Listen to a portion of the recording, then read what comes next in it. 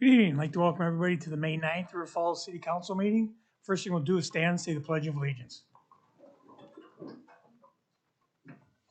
Allegiance to the flag of the United States of America and to the republic for which it stands, one nation, under God, indivisible, with liberty and justice for all.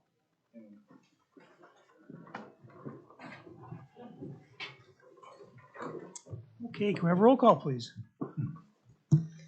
Bierstadt. Here. Bjork. Here. Carroll. Here. Downing. Here. Morstead. Here. Miller. Here. Odine. Next, we have approval of the minutes from the April 25th regular meeting and the April 18th organizational meeting. So moved. Second. First and second, questions or comments? All in favor? Aye. Opposed? Next, we'll move on to approval of the bills with this Miller. Mr. Mayor, I would like to make a motion to approve the bills in the amount of $2,321,409.15 with approval of the comptroller. Second. First and second, questions or comments? All in favor? Aye. Opposed? Okay, next we'll go into public comments. If there's anybody in the audience has anything they'd like to talk about? Yep, come on up. You know, just Get up as well, public, if you don't mind. Or is there someone else who wants to jump in front of me? no. Kevin Westhouse, Utility Director. Please don't forget to sign in too. I will sign in right here. Yeah, what was your name again? Kevin Westhouse, Utility Director. I remember now, Jeff. This week is Drinking Water Week, so I wanted to take 1 second here. At less than $2 per 1,000 gallons delivered cold and fresh to your home or business, River Falls water may be one of the best understated values that sustains life. This week is American Water Works Association National Drinking Water Week, and this gives us a chance to consider our outstanding River Falls water and thank those who help keep it safe, clean, and affordable for our customers. Big shout out to our River Falls Municipal Utilities Water and Wastewater Department, Luke, Jake, David, Josh, Tim, Brent, Bill, our wastewater operator, and Dean, our wastewater water operator superintendent. Our team works diligently every day so that we may enjoy and use this precious natural resources, River Falls water. Thank you. Thanks, Kevin. They deserve the shout out. Yes, they do. Is there anybody else in the audience? Yeah, come on up.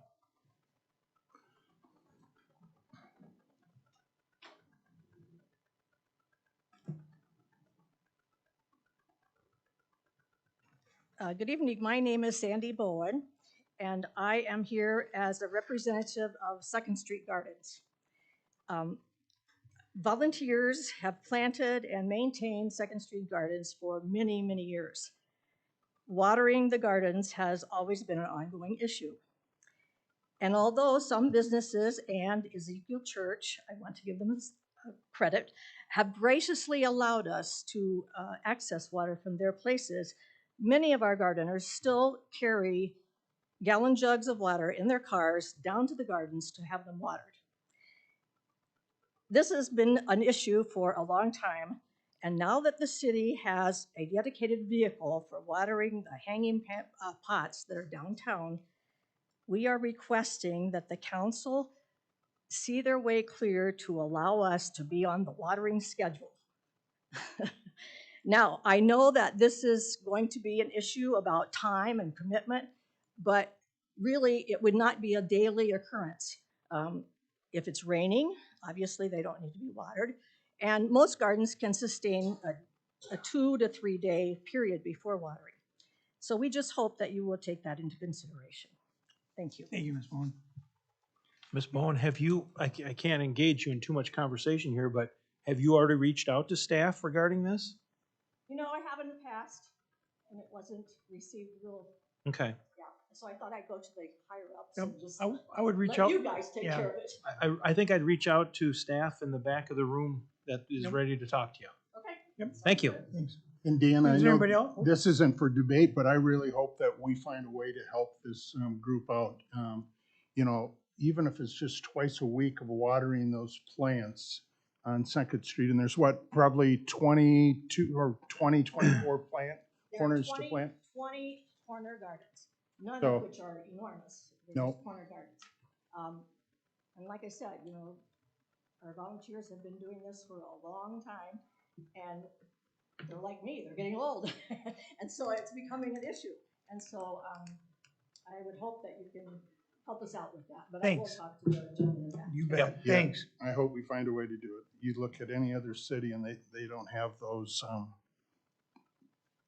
gardens. Yeah, no, So- they're nice. Mr. Mayor, I have a public comment. Yep. Mr. Mayor, I'd like to recognize the month of May as Mental Health Awareness Month. Mental Health Awareness Month has been recognized since 1949 in the United States.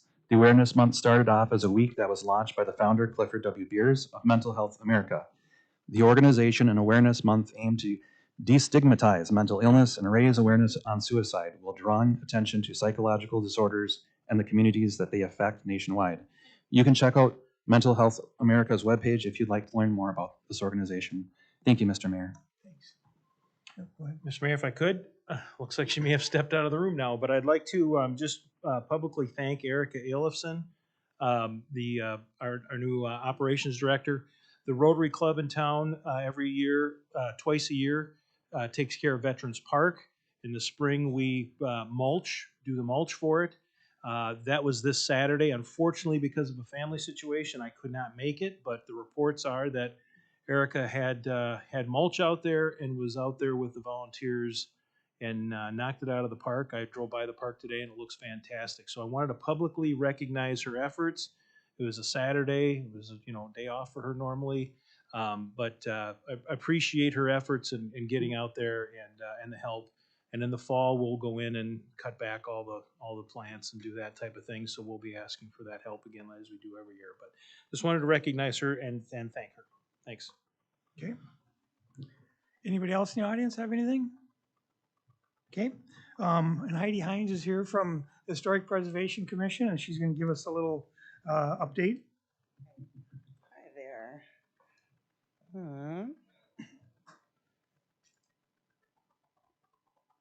Am I on your screen? Oh, there we go. Hi, I'm Heidi Hines. I'm with the Historic Preservation Commission. I'm the chairperson, and May is Historic Preservation Month. Actually, this is the 50th time. It started in 1973. So I'm going to give you a quick presentation about who we are and what we're up to. This is right out of the municipal code, by the way, about the historic preservation, which is statute number 17.76. Try and forget that. That's a good number for our history statute to be. Our job is to protect, enhance, and preserve historic structures, sites, and districts. We're to safeguard the city's cultural heritage, stabilize property values, and enhance the aesthetic character, and enhance the city's historic attractions to support tourism. We recommend designation of historic sites and structures, and we recognize historic structures with plaques. We issue certificates of appropriateness for local landmark situations, and we do conduct monthly meetings, which are open to the public. Work plans for this year, we've got a lot on our plate. I'm not going to read through every single thing on there. You can take a look.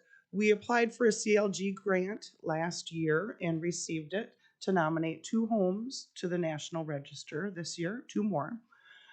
Interpretive Heritage Signs Series. What is that, you might wonder? I have a great picture to show you at the end of our slideshow to show you just what that is. Our HPC is working on a new library exhibit that will be ready in a week or 2. Diverse Voices of the Past is actually, we've reworked the title in the week since we did this presentation. The official title of the exhibit is going to be River Falls, Our City, Our Stories, Diverse Voices from the Past. And it's going to be up in the library for almost a year, till the end of March next year. So maybe we can come back and do a presentation or a lunch and learn on that exhibit in the future. We're working on the Glover Station School to place a sign up front and some signage inside. The big thing for the summer, though, is the Glen Park anniversary. Glen Park has a birthday this year. It turns 125 in July. So look for some news to come on that celebration. We're going to tour the power plant for our annual update and review some local designations. Promotional products. Every year we pick a few different postcards and poster images to share with the public. And all kinds of other things too. So you'll see the properties that are currently on the National Register of Historic Places, including the 2 that we are trying to get on this year, and a lot of potentially eligible other sites. We do have a historic preservation plan and lots of other things on the city website, including historic walking tours of the neighborhoods, including a historic and architectural survey. This is, of all the historic homes in town, this is how we decide who might be eligible for the National Register. And plus all our agendas and meeting minutes are on the city website. This picture is a good example of one of our locally landmarked buildings, being the smokestack. There's a difference between local landmarks and national landmarks. Some are both, some are one or the other. And I'd be happy to answer questions about that if you have them. One of the big things HPC does is public outreach. We do a lot of presentations every year. Rotary Club, we've done River Falls Social Club. Whoever asks, we go and do local history presentations on different topics. The picture is one of the postcards we did for River Falls Days a few years ago. We do a different one every year. We hand out, a couple thousand of them, I'd say. Last year we did a pop-up museum in conjunction with the State Historical Society. Some of the signage we've done in the past, what I'm showing here is the Walker Farm plaque that is on 4th Street and Division Street. We did a Veterans Park plaque on the flagpole a few years ago, and the most recent thing to be added to the National Register is the Swinging Bridge. And there's a plaque there too. We're trying to move away to plaques and into more historic interpretive signage, which you'll see in a moment. All of our commissioners are citizen members, and we do all attend training sessions every year, whether it's through the State Historical Society, the Wisconsin Alliance of Historic Preservation Commissions, or we also do some national historic preservation training online. That was one of the nice things of COVID. Some of those seminars and things got to be online so we could participate. So we do these things every year, keep up to date with what everybody else is doing. So what's ahead for us? We're really excited about our new historic interpretive sign called The Glen, and it is in Glen Park. And I hope everybody goes to see it. This sign that I'm about to show you is the first of many in a series of heritage signs that will be around town. We're very excited about our library exhibit, and we should know by the end of the year if the 2 properties we're nominating to the National Register are accepted, and we'll continue to do outreach and education in the community. And last but not least, I want to show you the Glen. This has been a long time in the making, probably 3 years since the idea to this sign being actually put in the ground.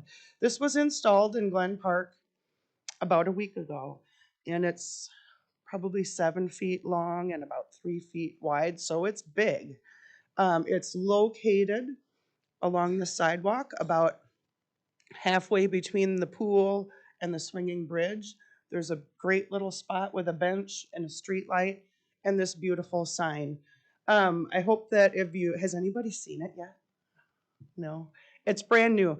Please take a minute and go check it out. It includes some great photos and maps and images and stories about the Glen and why it became a park. So check out the sign. It's the first of many to come in the next few years. And thank you for deciding that historic preservation is important in River Falls. So I'll answer any questions if anybody has some. I want to shout out too quickly before I'm done, the members of the Historic Preservation Commission. Jeff has been our council representative for the last year, and Alyssa, I think you're up next. So this Glen sign is very much due to the really hard work of some of our team members. Mark Anderson, who is a graphic designer, put all this together and made this happen. Jane Hoffman and Julie Hebel have done all the research and gathering of pictures and information. So I just wanted to give a shout out to those folks publicly. And that's all I have. So thank you for recognizing history. Any questions? No? Anybody got anything? No? All right, cool. Thanks, Ms. Hines. Thank you. Okay. Next, we will close the council hearing and open a public hearing on ordinance 2023-08, approving the annexation of certain property from the town of Troy to the city of River Falls. This would be number 99 Highway 35 and 101 on Highway 35 for the New Life Worship Center. Is there anybody in the audience that has anything like to say? Okay, we'll close the public hearing and reopen the council hearing, and I will take a motion on this. Mr. Mayor, I move that we adopt an ordinance approving the annexation of land in the town of Troy to the city of River Falls and applying a zoning classification of B3 highway commercial to the subject property. Second. First and second, questions or comments? All in favor?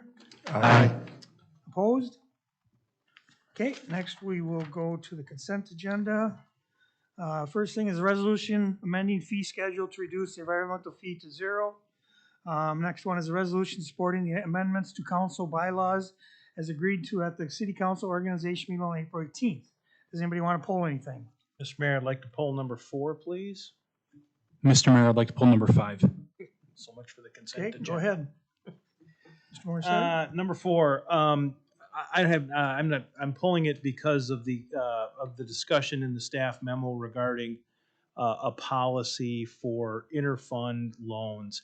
I do want to encourage staff or encourage this council to direct staff to come up with some interfund loan policy. I know there's concern about putting limitations on the use of interfund loans with regard to amortization. I've said it before and I'll say it again. I'm not necessarily interested in that. I do think we need to memorialize these interfund loans now when they occur and go back and pick up the ones that we haven't memorialized. I think we should have some sort of stated interest rate today based on what we could get today, much like a bank note in place. I am not interested in having them pay interest or having to even accrue interest, but just stating what that interest would be at the time that a decision is made to repay that.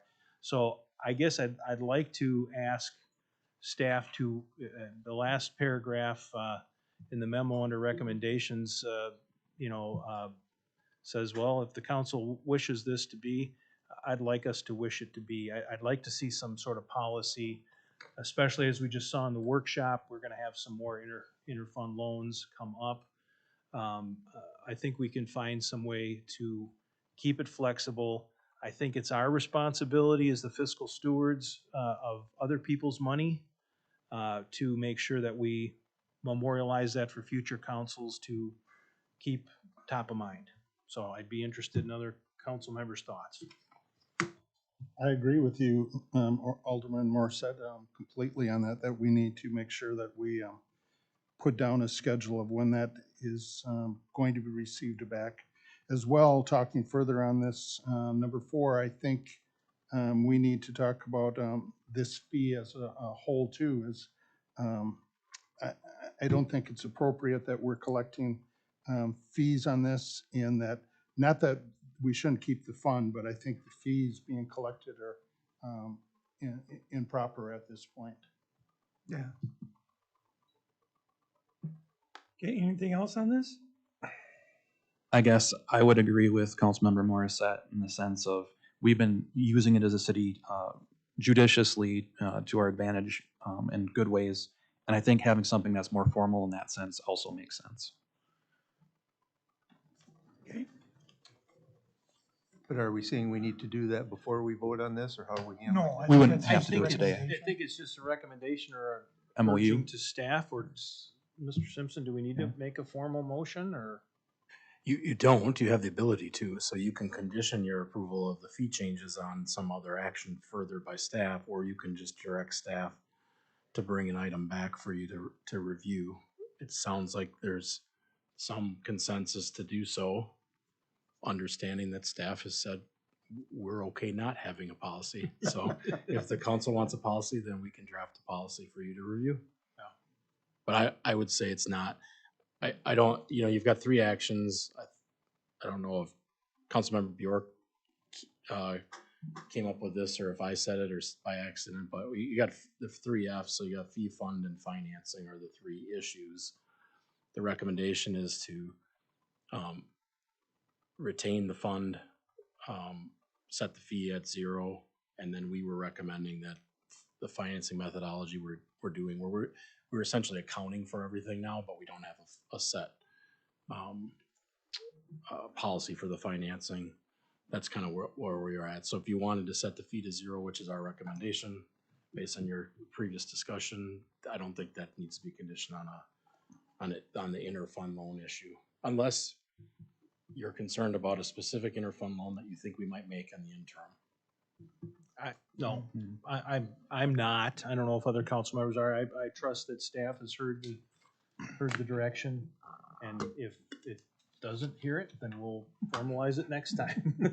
Understood. So, Make a motion. all right, I make a motion that we approve consent agenda item number 4, resolution amending the fee schedule to reduce the environmental fee to 0 effective July 1st, 23. Second. Any other questions or comments? All in favor? Aye. Opposed? And then, Sean, you pulled number 5? No, it was actually me. It was Mr. Carroll. Oh, I'm sorry, Nick. Mr. Carroll, you pulled number 5. That's fine, no problem, Mr. Mayor. So looking at this, I guess I wanted to just focus in on Rules of Order, Section D, Item 3, which can be found on page 48 of the packet. And I was not at the meeting, so there might be some things I didn't catch. I'm just kind of curious in the history of moving from 2 council members needed to put an item onto the agenda to 3, and maybe some of the rationale. I don't know if I want to start with Mr. Simpson on that question, but. So we've not had a formal policy. We've had kind of what I would consider an operating procedure or understanding amongst the council and staff. So I think you're essentially, we have had a policy for, I think it was called emergency items or something, where it was 2. But this would be more of a general agenda control, and to why it's 2 to 3, that's up to your colleagues and you. The policy discussion was amongst the council. We modified it based on where we thought the council was leaning, understanding that I don't think until now, you haven't decided if it's going to be 2 or 3. We kind of I believe we eliminated in the meeting that previous meeting, we eliminated the general concern about walking quorums and other meeting law issues. We believe either 2 or 3 can be accommodated without creating a walking meeting. We can come up with a procedure that allows you to indicate your interest in agenda items, whether it's 2 or 3, without violating the spirit or the law. Is there a preferred, this is loud, is there a preferred way of going about it that comes from, let's say, the League of Wisconsin Municipalities? Is there kind of a best practice that's been handed down to us, 2 versus 3? Agenda practices in the state vary widely. Some cities have an item on each agenda that says, what agenda item do you want to add? And it's kind of I would call it a free-for-all. I'm not even sure it's within the guidance of the Attorney General, but probably it's okay, because it's kind of like a new business thing, which is, I'd say, not the best practice. Others have formal, like you need to send a written request to the mayor or the city manager, the city administrator, or the clerk So you have a very wide ability to set the policy because these are your rules. The staff then will help you facilitate. And I think the general thought was because you're acting as a common council, meaning all of your actions are taken as a group, not as individuals, that there was some desire by the council, at least historically, to have a threshold that we aren't going to just have kind of whatever individual council members want to discuss at each meeting come up at each meeting, that there has to be some prioritization and there has to be some kind of threshold. Understanding that in Wisconsin, the mayor doesn't have to have any threshold. The mayor can add if you get elected at large as the mayor, you can put any item you want on the agenda. Well, and I guess, and thank you for those answers. I appreciate that. The way I look at it is if we had seen a problem the last couple of years, i.e. council members putting on all sorts of weird stuff, and then us having to more or less defeat it as a body to move on with business, I'd feel different. But I feel as though, okay, to get to a veto-proof spot, you have to get 5 votes. When you think of an agenda item, you have to get 71%. To pass, we have to get 4 out of 7. Obviously, that changes if we have a member absent. That math does. What I like about the two is it allows the theory that we have, for better or for worse, an unresponsive mayor that we don't like, right? I'm not saying that's the issue today, but could be an issue institutionally someday. It allows 2 council members to get something on there and then to get this out in the open. Once it becomes 3, it's just one extra hurdle. Obviously, you're going to need to get there if you're going to have a vote on it anyway. So there's going to be some level of persuasion, discussion that's needed. Like I said, if this is being violated, I wouldn't have even pulled it from the consent if we'd had issues, and this was a way of kind of cleaning up a messy house. But currently, I look at this and go, no, I think the 2 actually is really crisp and clear. And also, I think it's a good prerogative for council members to be able to bring something if they feel they do need action. So that is why I'm opposed to this individual piece within the larger bylaw. So, Mr. Carroll, are you making a motion to put this on the table then with an amendment? My amendment would be, I guess, a strike 3 and go back to 2, if that's the right way to approach it. Yeah, an attorney, you can do that in one motion, right? We don't have to. Correct. You don't need to make a first motion to approve this. Amended bylaws with the correction that it's 2 council members to get an item on the agenda rather than 3. And it's the chair's prerogative to allow you to make that motion. I'm just suggesting that might be the way you get going. I'll go ahead. It seems like Alyssa had something to say. I just wanted to say that I support Councilmember Caro in this, and that I think this is, so far on my short term here, I haven't noticed any issues with people putting frivolous things on the agenda. So I think 2 is still good. So I'm going to support Nick if he makes that motion. Or sorry, Councilman Caro. I think he did make the motion. Well, do we have a second? Is that the form of a second then? Second. Now we got a second. Now we can have discussion. Yep. So from my perspective, this discussion about is it 2, is it 3 has been going on. I think my recollection is at least 3 council workshops. We've had this discussion about should it be 2 or should it be 3. My perspective, my point of view is that if it's something that is that important, if it rises to the importance that either city administrator or the mayor won't put it on the agenda, then getting 3 votes or getting 3 people to affirm that should be relatively easy. We talked about it actually at the last meeting, and we had an item that somebody asked to, I believe it was Ms. Miller, to put on the agenda, and I think there would have been 3 or 4 votes to put it on the agenda. So that obviously raised to the point where there was support to put it on the agenda. I think it should be. I think there should be a test for it to be that important. And to your point about having a mayor in the future that may not want to do it, well, then I think that answer is that, well, then it would be easy to get three, because if the council isn't seeing what they need out of the mayor putting it on the agenda, then that'll be the case.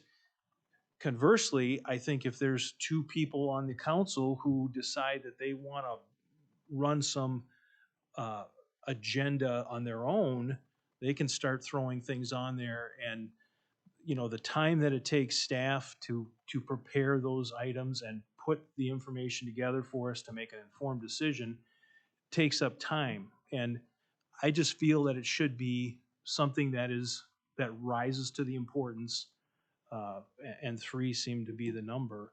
I got the indication, at least at the organizational meeting, I know you weren't able to make it, but I got the indication at that meeting that we were all in consensus at three. But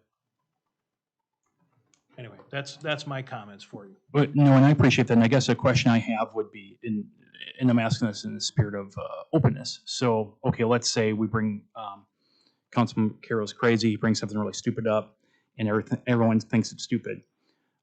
More or less, staff has to just put the stupid agenda item on there. I'm using that word on purpose. How many minutes before it gets shut down in open debate? 5?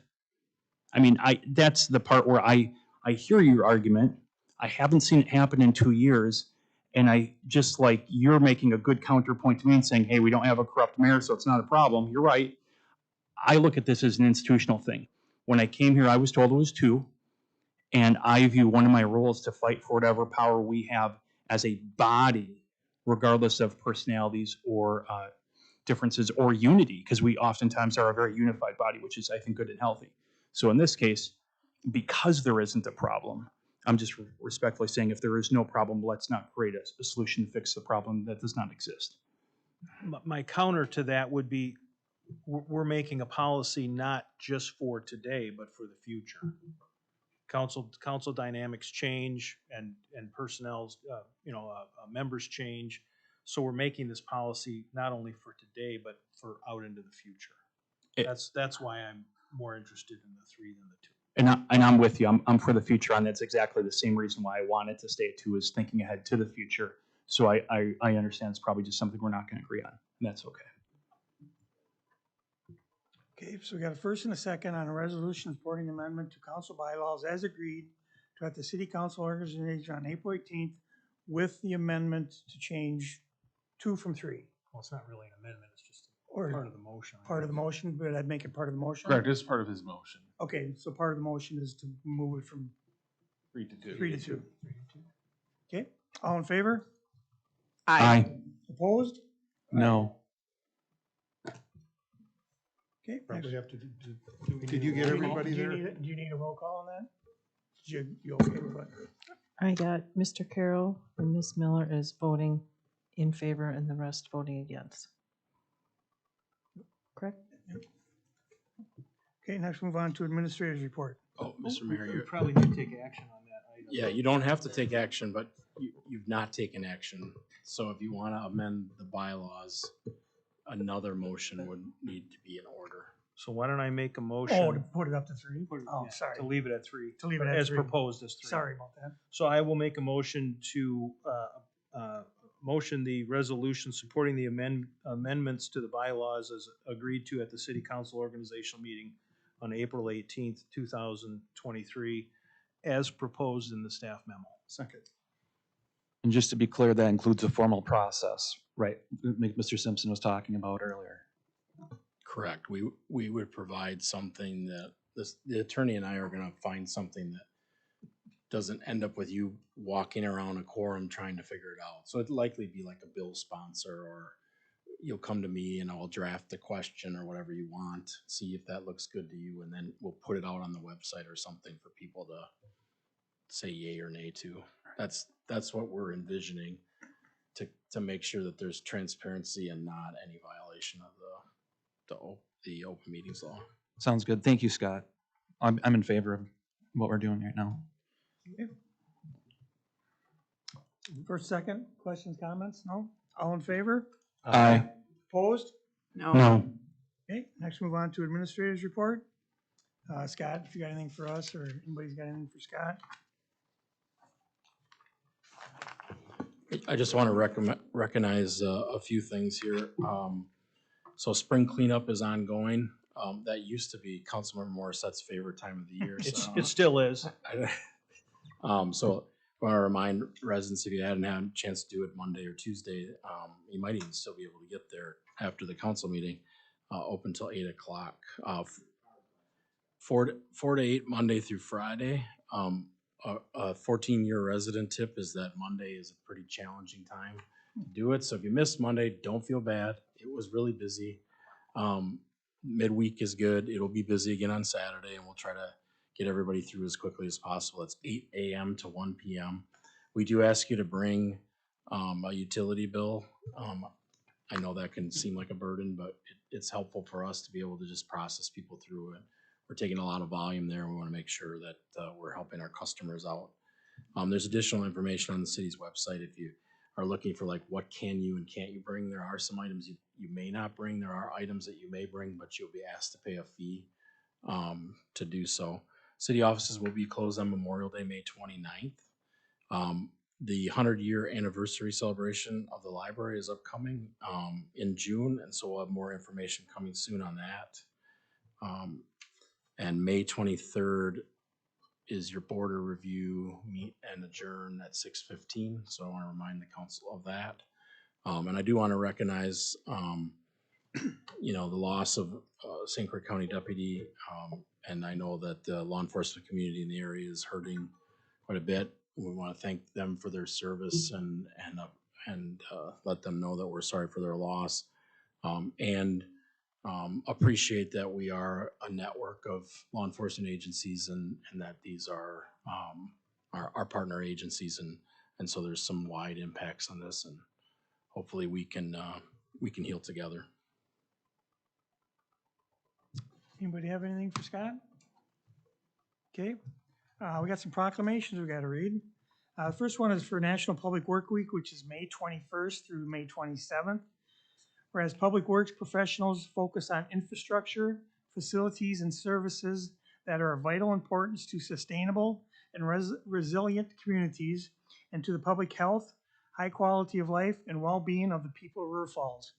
And whereas these infrastructure, facilities, and services could not be provided without the dedicated efforts of public work professionals who are engineers, managers, and employees at all levels of government and the private sector, who are responsible for rebuilding, improving, and protecting our nation's transportation, water supply, water treatment, and solid waste systems, public buildings, and other structures and facilities essential for our citizens. And whereas it is in the public interest for the citizens, civic leaders, and children in the city of River Falls to gain knowledge of and to maintain an ongoing interest and understanding of the importance of public works and public works programs in their respective communities. And whereas the year 2023 marks the 63rd annual National Public Works Week, sponsored by the American Public Works Association.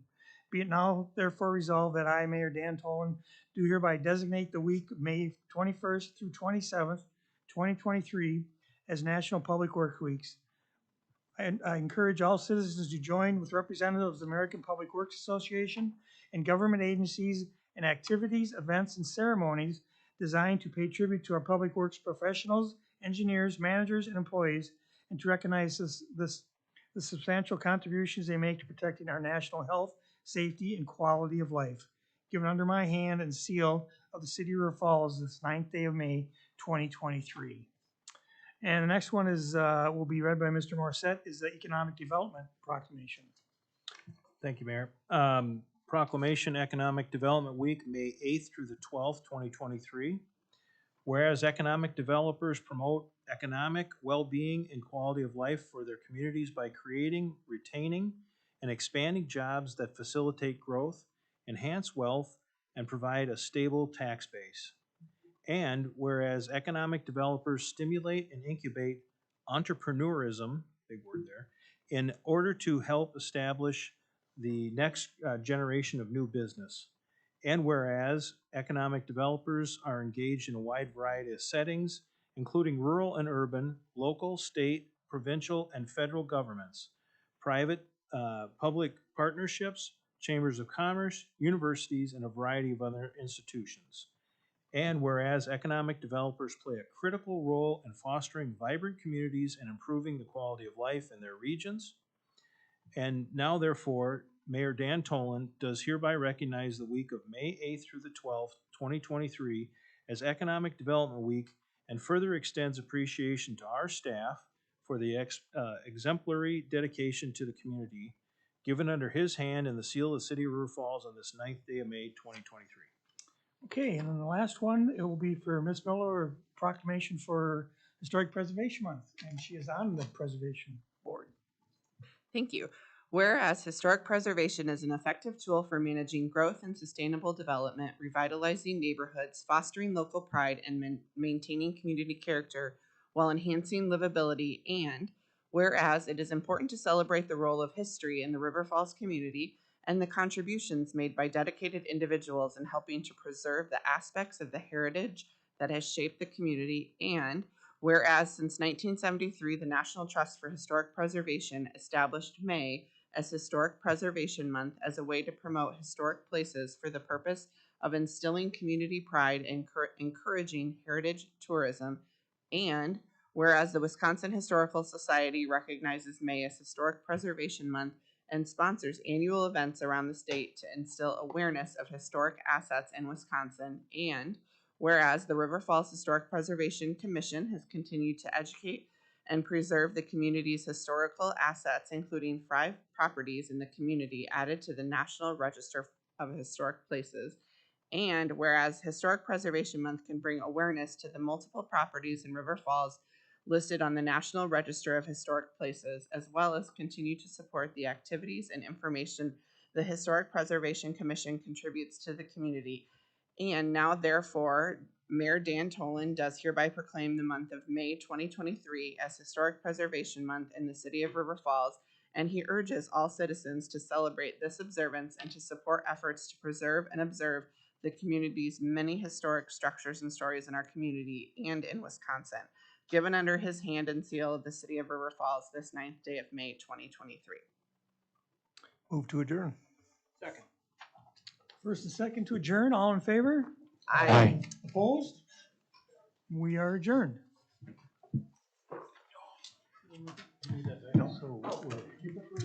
There you go. I had not.